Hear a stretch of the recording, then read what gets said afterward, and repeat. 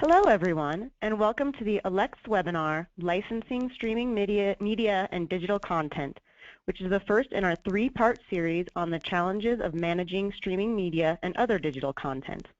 I'm Erin Elsie, a member of the ALCTS Continuing Education Committee, and I will be your host for today's webinar.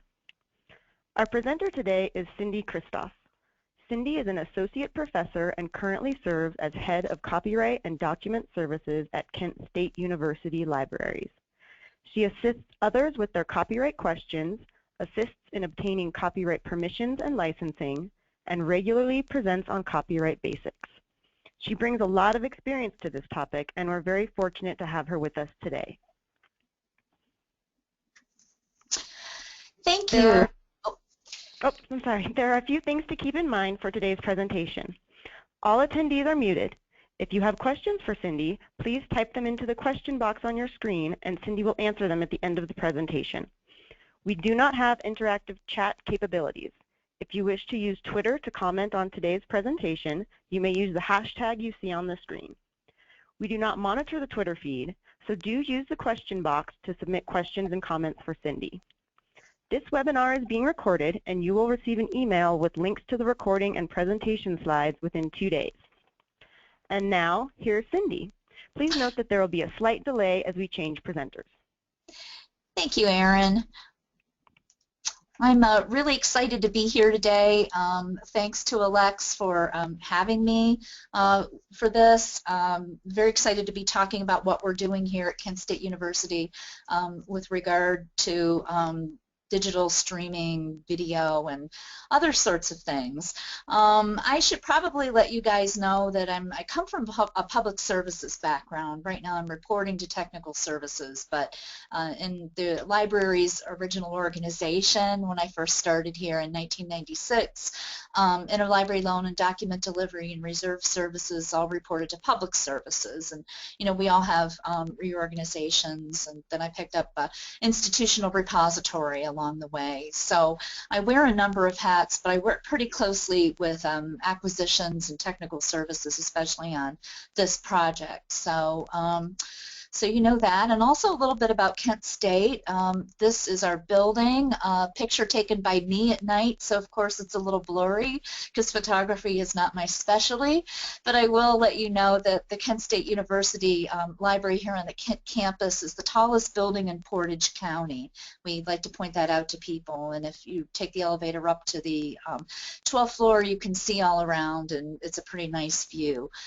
Right now we have a beautiful 70-degree day here in Ohio and sunny, maybe our last. It's going to be 70 the rest of the week, but a little bit of rain. So a little bit about Kent State here.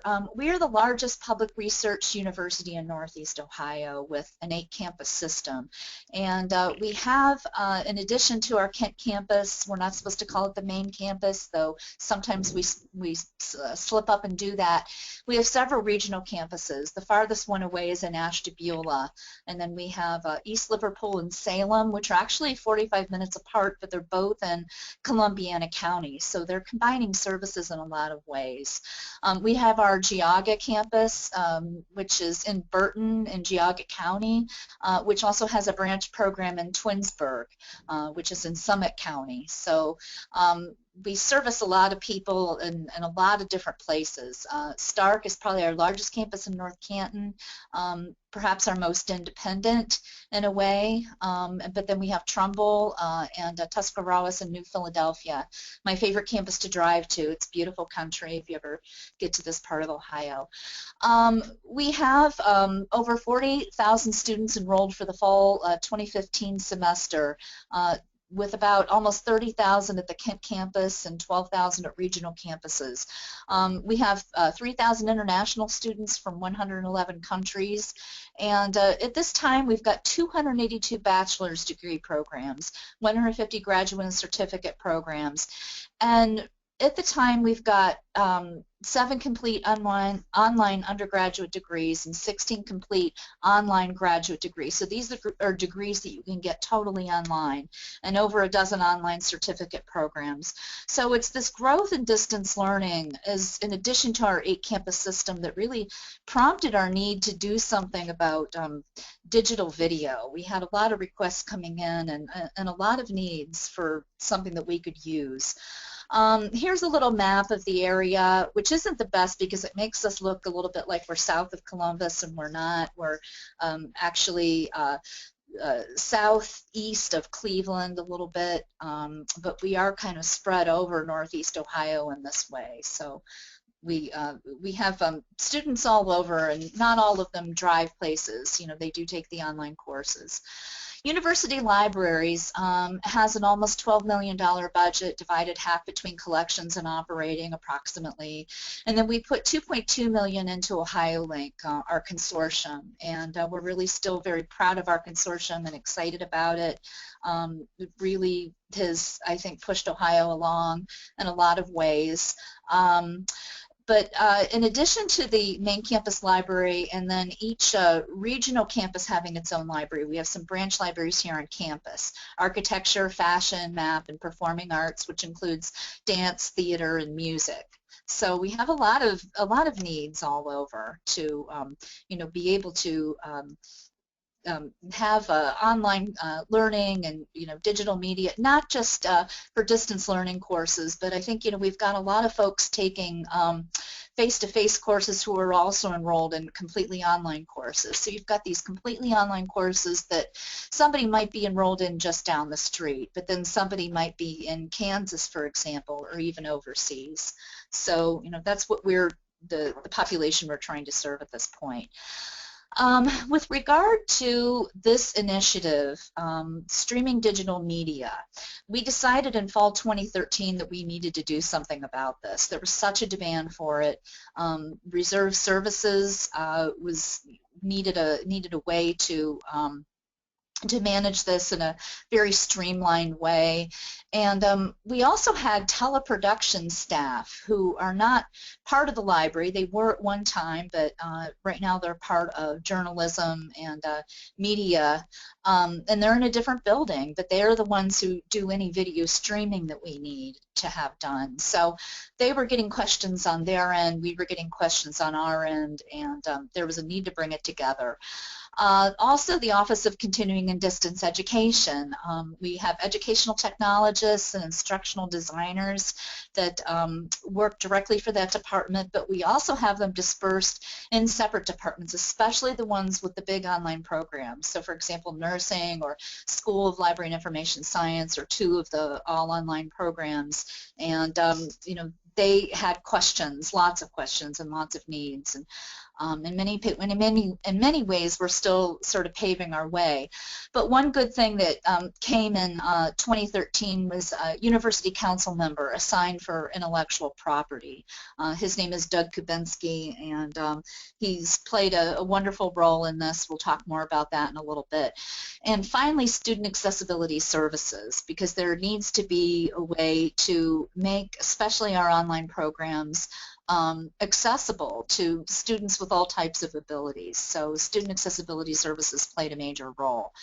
But we really needed to find a better way to handle all of our video requests, and there's still plenty of work, so I can't say we have the perfect solution. But what we did in fall of 2015, and actually we collaborated on this probably about 3 years ago. We started in on it, but really the university needed a policy on the use of copyrighted works, and we especially got nervous, you know, of course, with Georgia State, and but then with regard to, you know, video streaming, we really wanted a procedure, something that was straightforward that we could follow. So we worked with the copyright services here in the library, worked with the university council member assigned for IP, Doug Kubensky, and we drafted a university policy. And this is for the whole university. It applies to everybody. And it was presented this fall and approved by Faculty Senate, the President's Cabinet, and the Board of Trustees.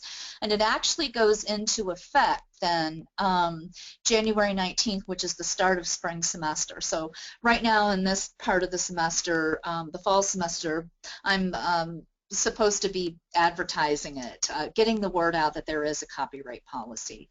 I will say, and you can go and look, feel free to look at the copyright policy. It's completely publicly available. One reason we specified for this policy was in fulfillment so we could take advantage of the Teach Act. Teach Act came out, of course, in 2002, but we really didn't have a university policy regarding the use of copyright protected works. We had other copyright policies. We had a policy about faculty, instructor ownership of their materials. We had a policy about student ownership of what they produce in the classroom, including theses and dissertations. What we didn't have was a policy regarding the use of third-party works. And so I think, you know, that was a little bit confusing when we went to draft a policy for some people to kind of separate, you know, copyright ownership of your own materials versus using other people's, you know, which everybody does here. The other thing that we did have was a little bit in the tenure track faculty contract about everybody needing to follow Title 17 United States Code or the copyright law, but not everybody sees that particular faculty contract. That's for the tenure track faculty. I'm not sure if that clause is in the non-tenure track contract as well. I believe it is, but you know, we looked at the tenure track one and we thought, well, not everybody sees that. So this policy was a really important breakthrough. So now we have the policy part of the Teach Act, and we also have somebody to educate and help people with their copyright requests, and that would be my office, Copyright Services. So this was really a big help to us, and I must say it's also a little bit circular because it says basically you go to this website and it says follow the law, but then the law says we need to have a policy. So it goes in a little bit of a circle, but I still think that it works very well, and it brings awareness to people about these issues. I'm going to have the opportunity to go to different departments and talk about it, talk about what you can do. And I think really one of my biggest points, I think a lot of people thought, well, this policy is going to come out and now you're going to be the copyright police, but that's just really exactly the opposite of what I want to do. I really want to make it so that instructors can use copyright protected materials to their fullest extent. While following the law. I really want to make it so our courses are excellent, in other words. So, you know, hopefully we'll fulfill that mission and not scare anyone off. So what we came up with then, post this, when the policy, this is even before the policy was approved, but it was while it was still in draft form because we had this need to really, you know, find a legal way to handle these video requests. And our first part here was, you know, we asked ourselves, does the instructor wish to use the entire film? So we have a whole flow chart, and I can't present the whole flow chart in this particular seminar because it's a little bit long. I could probably give you a different handout. In fact, I'll send that along when I send, you know, my PowerPoint, so you'll have that as part of the materials. But I did break it up for this slideshow. So that's the first place we go, is does the instructor wish to use the entire film? In most cases, the instructor says yes. You know, I really need the entire film for the pedagogical purpose of using the film and for the point of my course. And I'll be talking about the no side in a little bit, but I want to talk about the yes side first because that's where most of the action has been. So we say yes, and the next question we ask, is the film already licensed to us, or do we have permission for online streaming? So one of the first things we do, and most of these requests are handled through reserve services. We do use the ARIES system for reserve courses, course reserves, electronic, and you know, we could also have a little bit of a print record in there. But our records are in the ARIES system, which has been an excellent system for us to use. So that's the first thing we check. Do we already have that permission? And if we must, we search the Kent Link and Ohio Link catalogs for those records as well. Sometimes we do have, we get records that are catalog records right from the vendor. I'll talk about vendors in a little bit. Other times we are placing little brief records in for films in which we've gotten streaming permission. So we just need to find out if we've already got that. I should note too that by searching in Kent Link and Ohio Link, we find out if we have the DVD or even the VHS tape. We're in the process of weeding VHS tapes and trying to purchase DVD versions of them, and then looking at things that Kent State owns to convert those to digital. So we're really trying to cut down on our VHS collection. It's deteriorating at this point. It's been kept in the basement for a while, but we do purchase still things on DVD with mostly, virtually all of them have public performance rights. So then we do a little bit of searching too in what we call our selection manager, and that's our in-house request system for anything that we want to purchase electronically.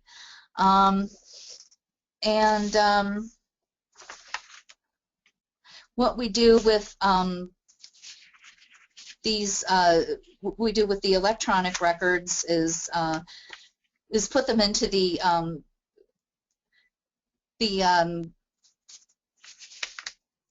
electronic the ERM of the excuse me, of the innovative interfaces system. So we do search in there. So we have selection manager for the purchasing, and then we try to record things in the ERM. But what happens sometimes is, the ERM can be a little bit challenging to use. So then what we have to do is go back to and search in the selection manager or some other places. So we don't have that completely unified into one place to search. So we still need to do that.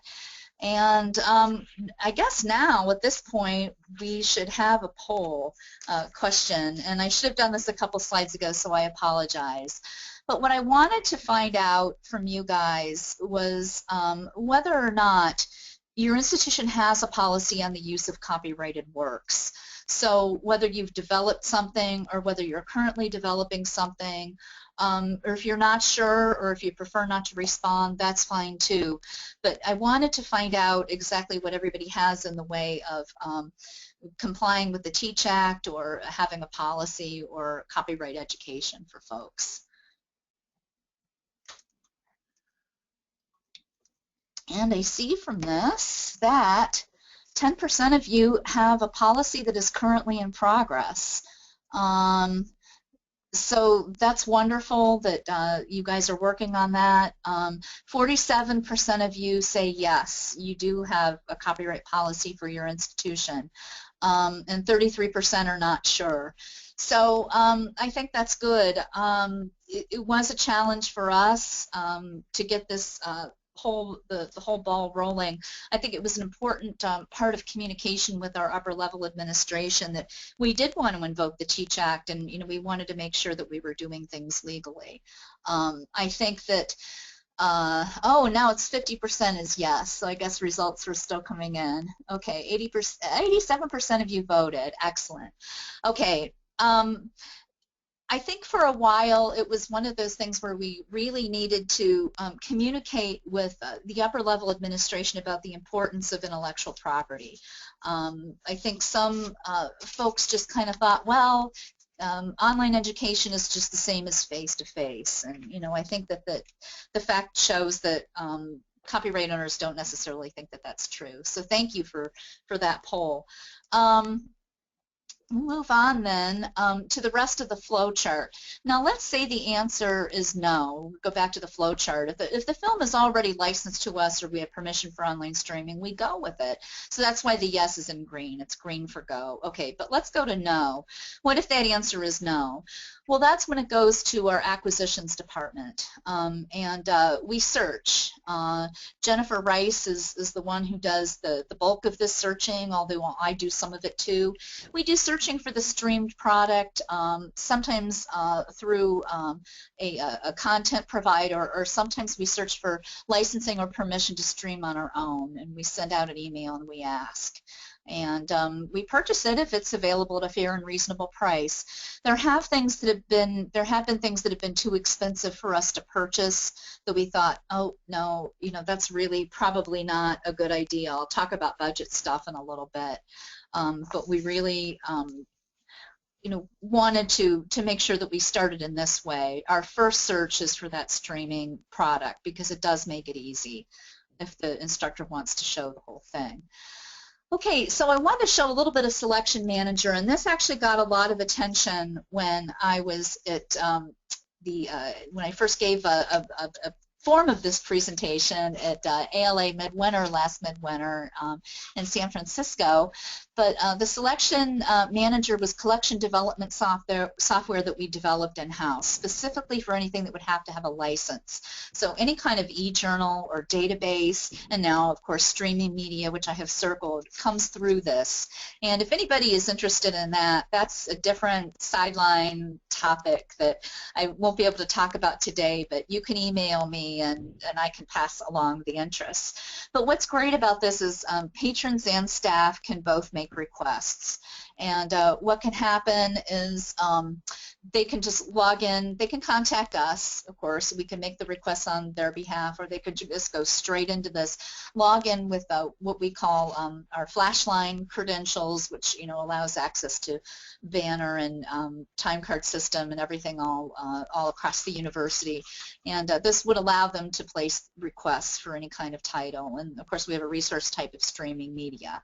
And then it notifies patrons or staff or whoever made the request of the stages of purchase along the way. So it records the steps, like we're considering this for purchase, or it's been purchased, or it was denied. So we keep all of this information in there. So that's why it does make a pretty good database to look at, although it's not the ultimate place to hold a license. It records notes on the purchase, including license terms are in there, prices. There's even a way for folks to go in there and to evaluate any kind of trial for usefulness or for ease of use. So there's a way to really rate something in there. And of course there's a place here that you see in the corner where it says My Stuff, so you can just look at the things that you've requested, which is pretty great. So that's really worked out. Aside from Selection Manager, the acquisitions and or copyright services staff, sometimes it is us, search for the source. And we've used a lot of content providers, one of them being Canopy. I'm not getting any money from Canopy, but I will say I'm a big fan. They really want to be the Netflix of academia, and I think they're well on their way to doing that. They've been a great content provider. They provide a very easy way for patrons to go in, and just by using, it's a demand-driven acquisition. So just by the patron using it for 30 seconds a few times, then that purchase can be made, and they're at a very reasonable price. So we do search for sources like that. Sometimes we have to just go straight to the website for the film and ask them, or sometimes the website for the publisher or producer. So we do a lot of searching behind the scenes. Sometimes we get caught in an email loop where we get passed from person to person, and normally that happens when if it's a very private, independent sort of film. But frequently we can get things like that on Perpetual Access a little bit easier too, or for free of charge access.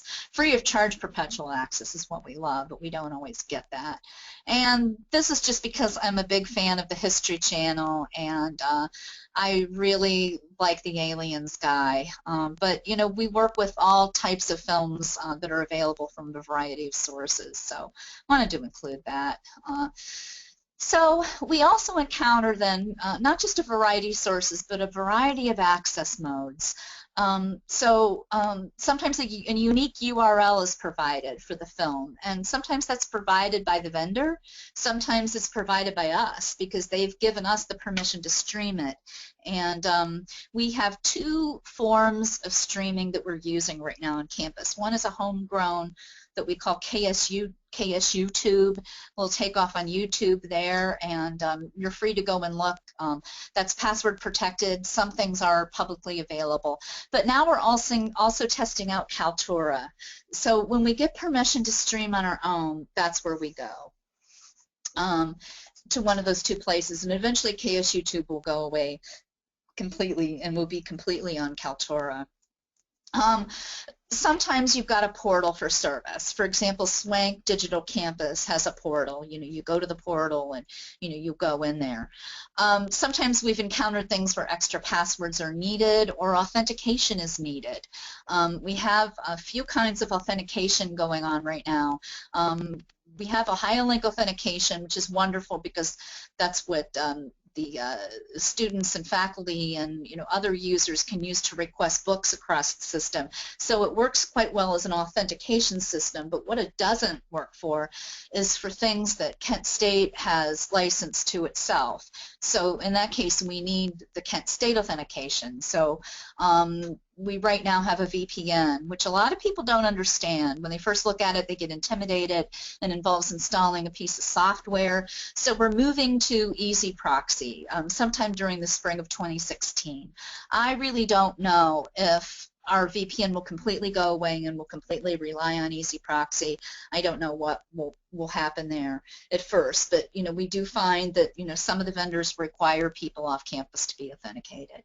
So there's the hurdle of the access modes that we run into. And also the variety of license terms. Sometimes we have a per course, per semester, one class only license term. Those aren't my favorite. Sometimes we have access for all courses and for all campuses. And since we're serving so many regional campuses and so many different varieties of online courses, that's really our ideal. We try to buy, campus-wide public performance rights whenever we purchase a physical DVD. We really prefer to have that for an online vendor too. So, if we've got something that can also help out students who would like to have film night, and for the English students, and open it up to the public, for example. That's something that we like to be able to do. Sometimes we just get one semester only, or sometimes we get one or more years. So all different types. And of course we love perpetual public performance rights, and we love it if they're free, but that's an occasional treat rather than a steady diet, unfortunately. We also, and I guess before I move on, let's go into this second poll here. I really want to know how you guys track your licenses. And I think, licenses have been a challenge for us at Kent State, because of, the variety of e-journals that we have and the variety of sources we get them from. We have the OhioLink license. So, it works for ILL and for electronic reserves, but now also we've got these licenses for online streaming video. So one choice is spreadsheets or a manual system, and I think that happens with a lot of folks. They keep a manual system. I know that even though we have something like the ERM with innovative interfaces, it doesn't always get filled as quickly as it should with the details that it needs to have. So I do know that reserves and ILL staff tend to keep their own, and that's perfectly okay. Databases developed in-house are terrific. So I see that like 31% of you guys have a manual system, and 3% have a system developed by your consortium. That's really nice. 32 have an ILS-related system, such as Innovative Interfaces, ERM. 8% have a database developed in-house. I think those are terrific, too, if you've got the programming power to do it. That's fantastic. And then 22% have another way of tracking. So I would love any feedback that you have. Feel free to email me after the seminar with any feedback on tracking your licenses. Thank you all for voting. Got a 93% rate on that. So all those license terms are important to track, because then you've got to communicate them to your patrons, both your faculty, instructors, sometimes educational technologists or our instructional designers, and certainly with their students need to know what's happening. Our selection manager sends out a standard email, of course, once the purchase is made, and we go ahead and we inform them that whatever they've requested is available. But we also send out a personal email with URLs when we have to, either to faculty or to the instructional designer or instructional technologist, so that that person can embed things into Blackboard Learn. So we try to really keep that communication open and clear, and just make sure that students understand how to access the streaming media, and also to find out if they have any problems with it. Sometimes the problem was within the browser. Not every single vendor is compatible with every browser, so we have to warn people of things like that too. And also our ARIES system, our electronic reserve system itself, can send email regarding status of any type of request, not just video resources. But people can subscribe in the ARIES system to updates that will send them information. Students can go into the ARIES system and tag things or have a hot list of things that they need to do. So, the communication is quite open, and I think it's been pretty successful. But it remains a challenge because we just don't have one single unified system. So people get a variety of communications. Just to show you a little bit about Canopy. Canopy is my personal favorite right now, and no, they're not paying me to say this, but I really like them. We actually had an instance, and I'll talk more about the Teach Act later on, but I did want to share with you, we had one request for a video wherein the faculty wanted to use just parts of it, just parts of the video. So this was something that could really go under the Teach Act, because they didn't want to use the entire thing. They wanted to use portions, but they really like the feature in Canopy that allows the faculty to choose clips to use. You can create an account in Canopy as an instructor and then create a collection of clips. And that's actually a very value-added service. So here's Canopy with everything already streamed. And so it saves you from having to stream that DVD yourself, and makes it so that you can very easily create a series of clips or just show parts of it. So here's something where I think it's very advantageous to have this sort of service. So Canopy, we also have Swank Digital Campus, which we like, although it doesn't work with the Chrome browser. At least it didn't last time I checked, so we've had to guide people towards the use of other browsers, but they have a terrific product.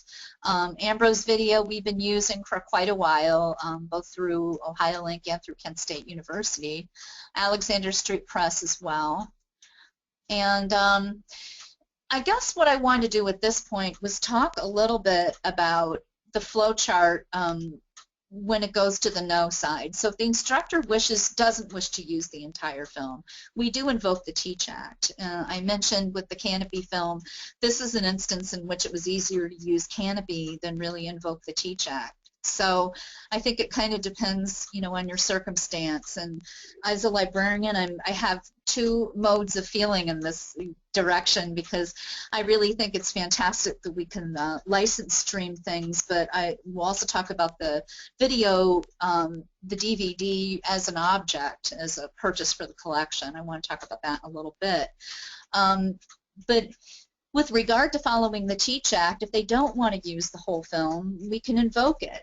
So we ask ourselves, does the instructor wish to use that limited and reasonable portion, which of course is not defined, a portion of the film similar to what would be shown in the face-to-face classroom. But what we do is we really emphasize that faculty use the minimum amount for the pedagogical purpose. And I think that that's what a lot of copyright experts do say. The next thing we look at is, can the portions be streamed without interfering with those technological measures that prevent retention and distribution? So these anti-circumvention things. And I don't know how many of you guys have seen that Section 1201 rulemaking. So this may be something that it's been recommended by the Register of Copyrights to remove this exemption, regarding motion pictures for educational uses. So we may not have to worry about this much longer, but it does happen to still be there. So if we go ahead and if it's something that we can stream, we go ahead and do it, and it's green light, it's go, it's yes, and then if not, we do send it through the search and license process.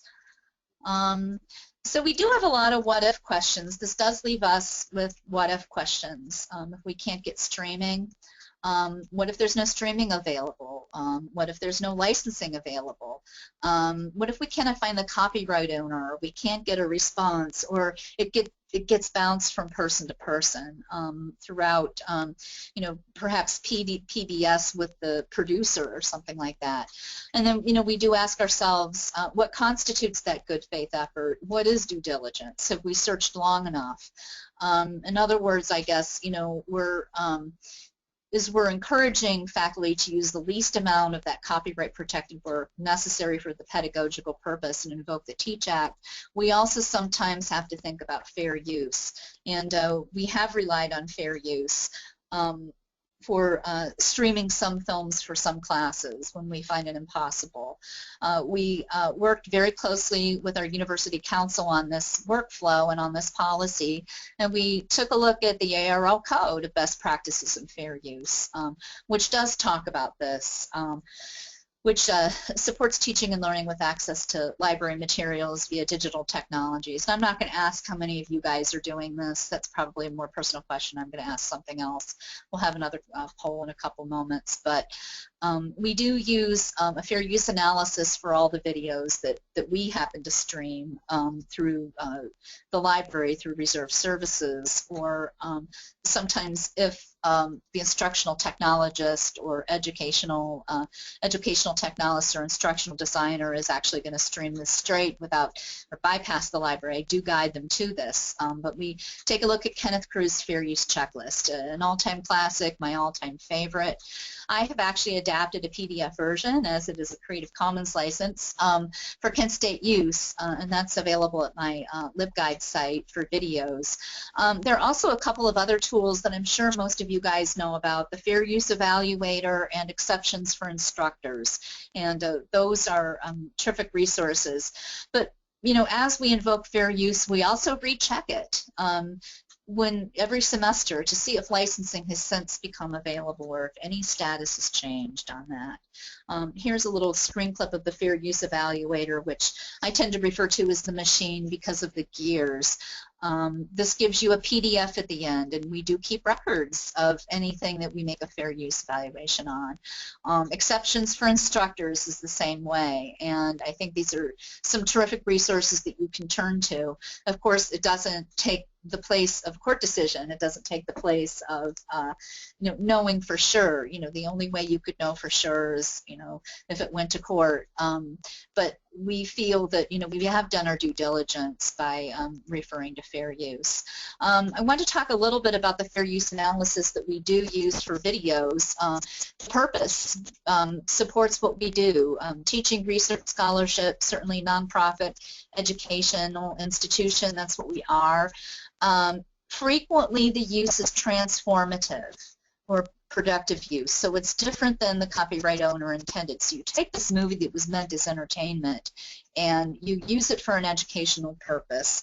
And we think about transformative as much as we can. Not every use like that is transformative. Sometimes there are videos specifically made for the educational market, in which case you wouldn't want to think of it in that form. That's not transformative use at all.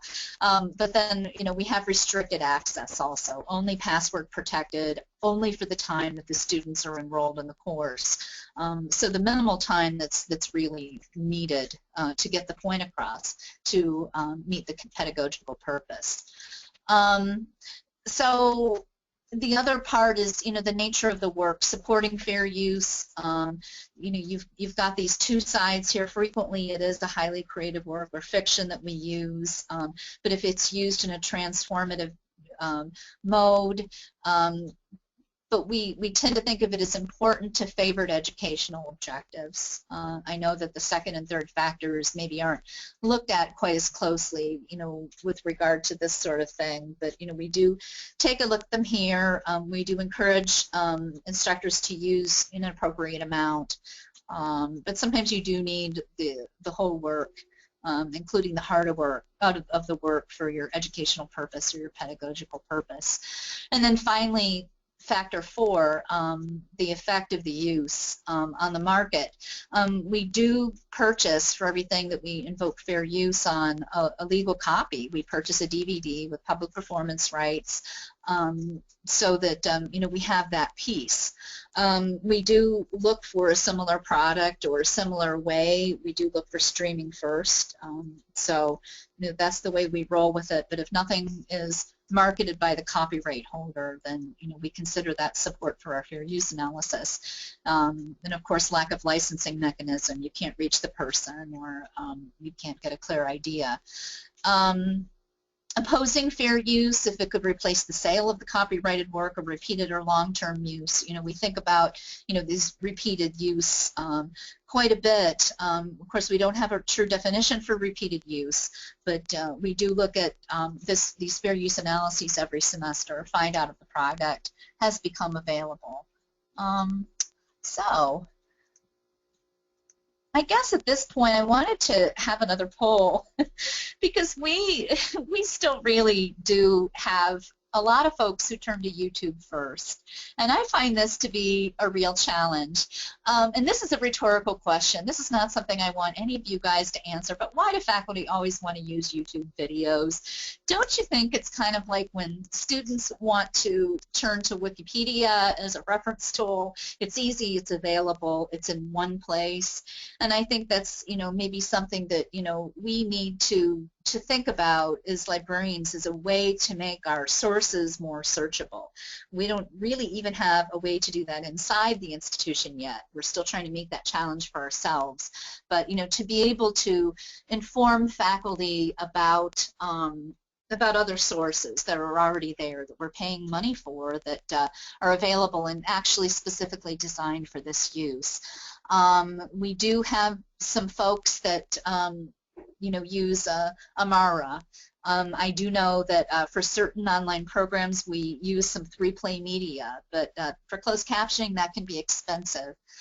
So closed captioning is a question sometimes. So YouTube is still the problem. We still have educational technologists, instructional designers who would really like to, I think, actually download what's on YouTube.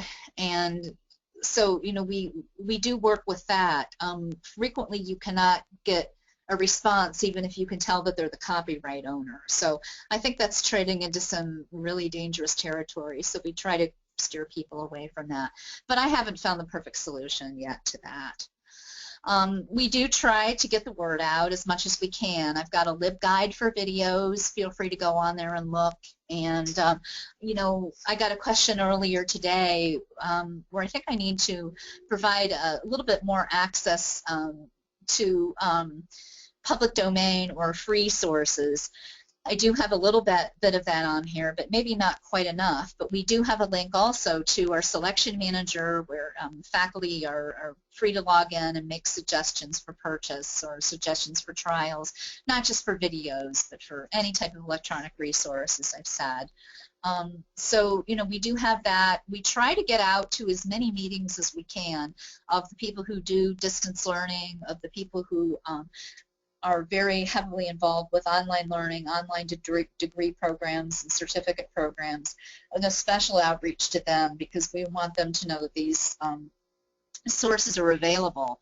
So any kind of acquisitions notes that come to us, we send out to them now, especially if a product gets discontinued. You never know when somebody's using that. So, you know, we do try to communicate in that sense. And then also whenever, for example, Canopy had an announcement about, you know, new things, you know, we send those sorts of things out. So it gets the word out as much as we can and maybe steers them away from, you know, YouTube, which can be problematic. But maybe isn't as much. And then also we received from Canopy, for example, some materials that we customized for our own web carousel, and feel free to go on and check out our different ads for different services. This is just a rotating carousel, and you know, part of it blinks on this screen. So anytime we have a new service or you know the new policy, things like that pop up on here, as well as our friendly faces. Anyway. So statistics, I wanted to talk in our last few moments here about budget, because I think that it can be, and it could be maybe at some point prohibitively expensive. I sure hope not. When we first started this project, we allocated $25,000 to it, and we said, this is an amount, let's put it out there and see how it goes. And we actually came very, very close to spending it that first year. Not quite. We went up to $23,000. So that was pretty cool. But then in 2014, you know, our spending increased a little bit. So we increased the budget for it to $30,000 for academic year 2016, and so far, you know, we've spent a little bit over it, so just over $16,000. So it's as it becomes, you know, we may become victims of our own success in terms of we've advertised this so much and people want to take advantage of it, that we maybe end up spending more than we intended. So we'll have to wait and see if that happens. But I think this is just you know, a brilliant way to just start with it, is to just throw out a number and do an experiment. So my assistant dean was fantastic for that. It's been just a really good thing to do. Spring 2015 video license and streaming fees ranged from $75,000 to $2,000 per title. We've had a couple of them that have been over that $2,000. It's not like we've got a limit, but I think what we've got to do is, you know, take a look at what it is, what kind of license it is, how many people would it serve. Is it for a priority? Is it for an online course that the university is emphasizing, or an online program that the university is especially supporting or emphasizing? You know, we look at a variety of different factors. So each thing is kind of taken into consideration by us separately. You know, we put some thought into it. We don't just slack off and say, you know, let's go ahead and spend. But especially as you get up there into the more expensive ranges, we do have to do this rather thoughtfully. So with regard to how many videos we've licensed, you can see how it's climbed. And I don't have, and I'm sorry, the fall 2016 statistics yet. Hope to have those soon, but they're not quite ready, so I didn't want to share them. But in 2014, we had 14 during the summer, which, you know, was just a good start, I thought. 36 in fall 2014, and then a whole 87 in spring 2015. So that's when it really caught on and we started really moving with this. Faculty and instructional designers, educational technologists really were starting to get the word, and we started really moving with this. So it's worked out real well, and we had 38 over the summer. So we've doubled ourselves. So I think that's pretty fantastic, more than doubled. So I think that that's been working pretty well. I guess I wanted to share a little bit about some useful discussion lists in the last couple minutes here. Videolib has been a great one, along with LibLicense has a whole website, including a discussion list. But Videolib has had some great things. There's a great conversation going on right now about a question was posed actually by a Jonathan Miller at Icarus Films. You know, would you not buy a DVD, and would you just you know, buy streaming if that were available? Which, you know, in a way that's what we're doing now if it's for an online course. And then other discussion happens on there. Michael Brewer pointed out if there's no physical copy, then we lose out on taking advantage of things like fair use and then preservation under Section 108. You know, if the license doesn't last forever, you know, things, you know, could go out of business. And so we lose that idea of the video as an object or part of the collection, because you know, it could go away. And perpetual rights are few and far between.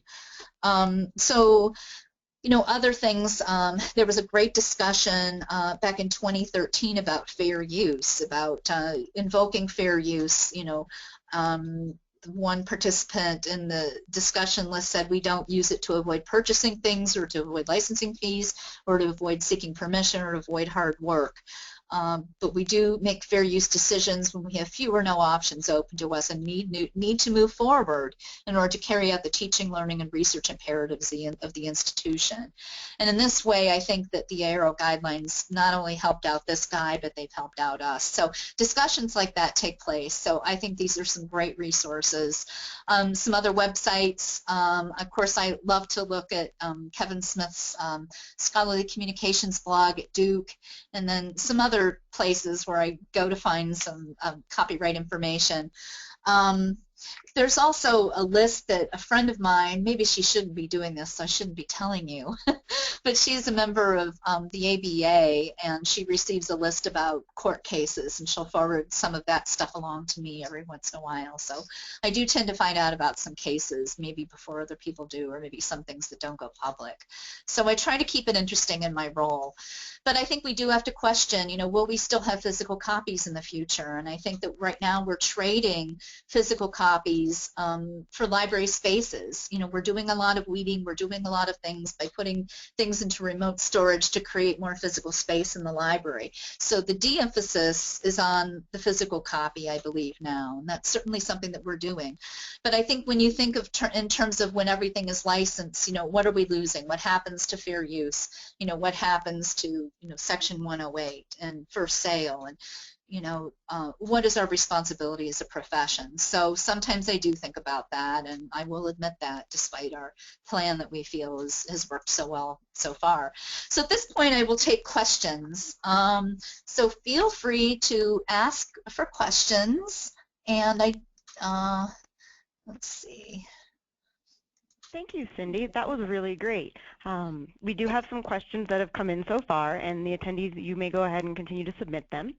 So let's start with, how do you handle locally produced streaming of audio or video, such as university lectures or performing arts performances? Oh, well, okay, as I've said, the university does normally, unless it's in certain distance education contexts and they've signed a different contract, the instructor owns those materials, or if the student produces them, they own those materials.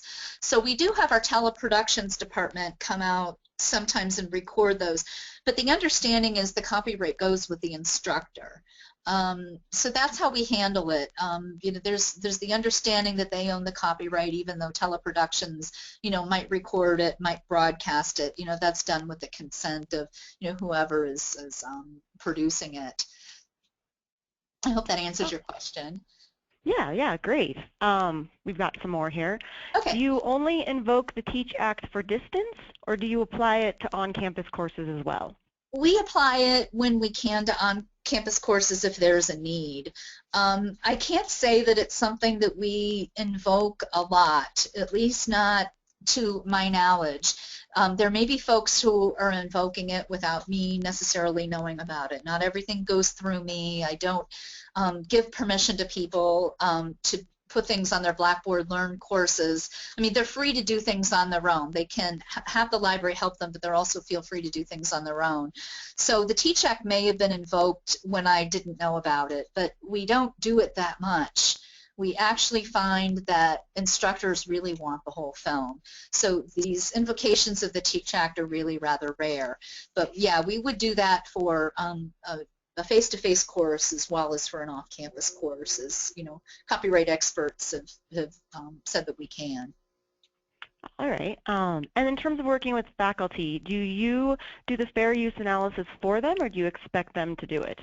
It depends upon if they're going through reserve services or if they're coming to me. We can't give legal advice. That's not my role, but I try to push information at people. And, if they are not going to be using reserve services, then they really are on their own. I'll help them out with a fair use analysis. And I'll say, well, you can start here, and here are some factors that you might want to consider. And whatever they do on their own is up to them. I think that that's a little bit better than what we had before the policy and before we had copyright services at all, which is where I think we had a bunch of technology haves and have-nots. So we had these folks who did not have the ability to stream, or we had these folks who did. They knew what to do, how to stream, and they would just put it up on their Blackboard Learn, and we wouldn't know about it. No one would know about it. So I really, primarily, the fair use evaluations, they're decisions that we make in-house for reserves, I say, are quite different from the kind of informational questions that I answer for faculty if they're making a decision on their own. Okay, great. And then we have a couple questions about public performance rights.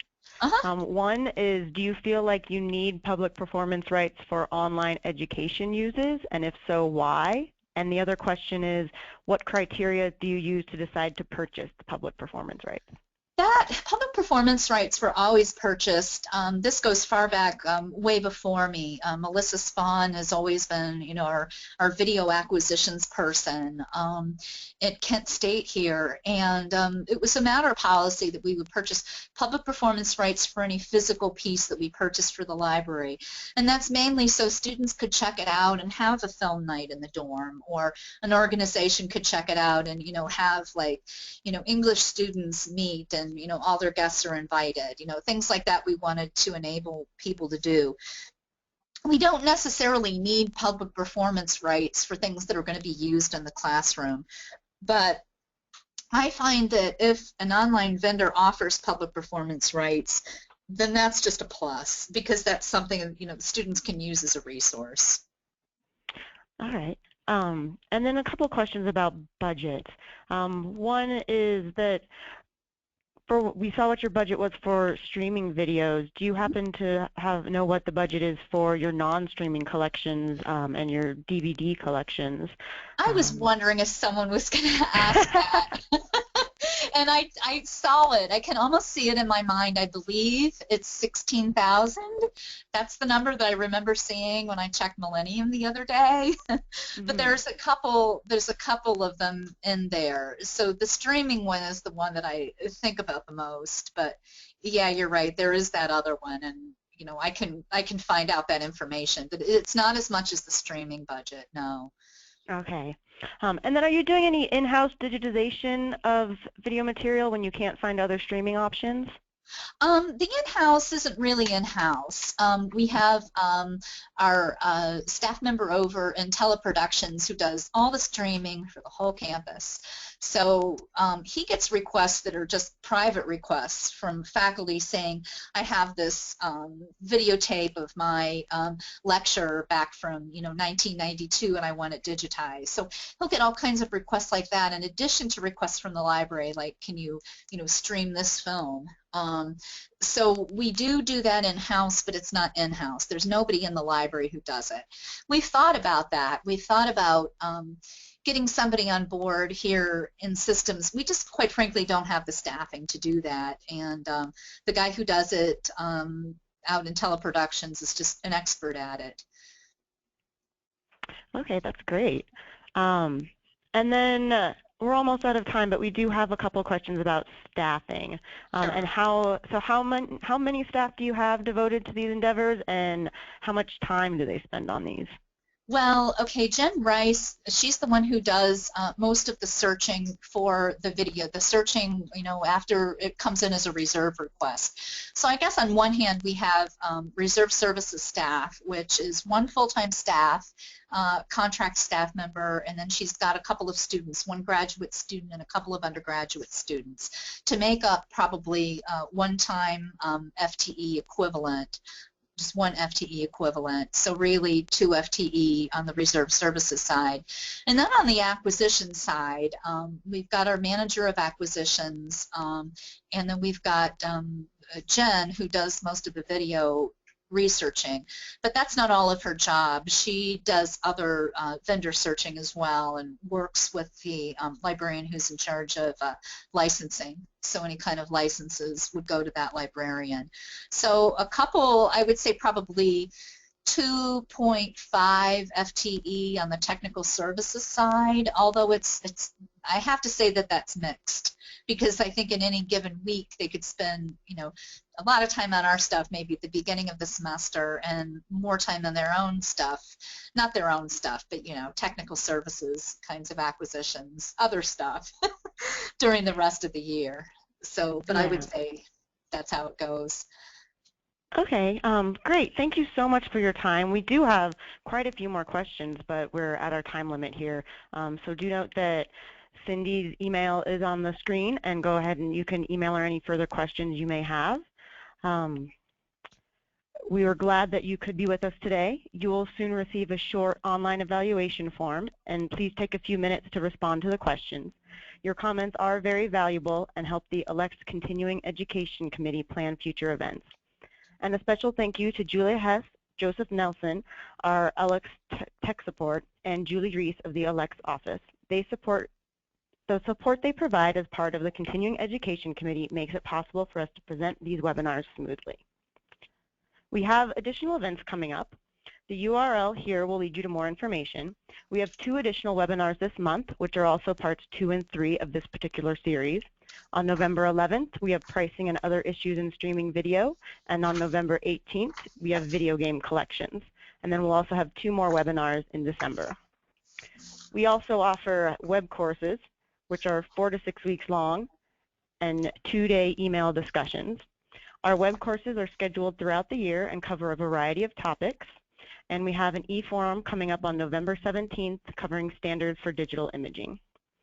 We do hope you'll participate in other ALCTS continuing education offerings again in the future. This concludes our session, and thank you all for joining us.